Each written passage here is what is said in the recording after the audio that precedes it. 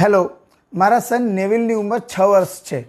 એને respiratory એલર્જીનો problem હતો. એ કંઈ પણ આઈસ્ક્રીમ કે એવું ઠંડુ ખાઈ લે તો એને તરત જ શરદી, ઉધરસ અને કફ થઈ જતો હતો. 3 વાર તો એને ન્યુમોનિયા થયેલો છે. દરેક વખતે એને પીડિયાટ્રિકની દવા લેવી પડતી, એન્ટીબાયોટિક્સ લેવી પડતી.